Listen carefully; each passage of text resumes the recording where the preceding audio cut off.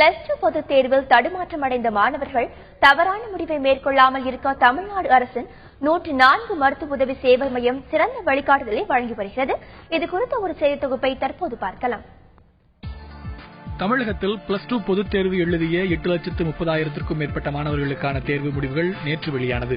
இந்த தேர்வில் 91% மாணவர்கள் தேர்ச்சி அடைந்துள்ளனர். மீதமுள்ள 9% மாணவர்கள் தேர்வில் தோல்வியடைந்துள்ளனர்.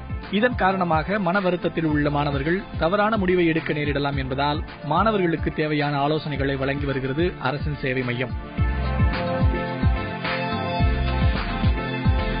104 என்ற இலவச எண்ணிற்கு தொடர்ந்து அழைப்புகள் வருவதாக கூறும் உளவியல் ஆலோசகர் திவ்யா, மாணவர்களின் மனநிலையை பெற்றோர்கள் உணர்ந்து அதன்படி செயல்பட வேண்டும் என்கிறார். மார்னிங்ல இருந்து எந்த மாதிரியான கால்ஸ் வருதுன்னா, நாங்க இந்த மார்க் எக்ஸ்பெக்ட் பண்ணுவோம், எங்களுக்கு இந்த மார்க் கிடைக்கல.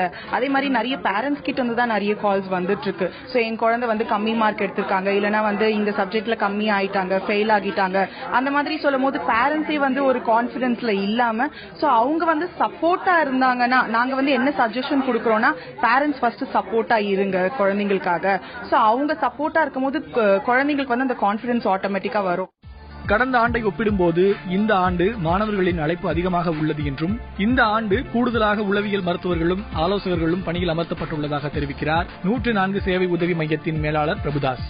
கடந்த ஆண்டை ஒப்பிடும்போது இந்த ஆண்டு 104 மருத்துவ உதவி சேவைக்கு பெறப்பட்ட அழைப்புகளை பொறுத்த வரைக்கும் மாணவர்கள் இன்னும் தன்னம்பிக்கையோடு இருக்கிறார்கள், இன்னும் ஒரு தைரியமா இருக்கிறாங்க. பட் நமக்கு அழைக்கக்கூடியவங்க எல்லாம் என்ன பண்ணலாம், மார்க் குறைஞ்சிட்டாலோ இல்லனா அவங்களால தேர்ச்சி பெற முடியவில்லை என்றாலும் அடுத்து என்ன செய்வது, இதிலிருந்து மீண்டு வருவது எப்படி, இதற்கான ஆலோசனை இல்லனா தன்னம்பிக்கைக்கான ஒரு வழிகாட்டுதலுக்காக 104 அழைக்கிறார்கள்.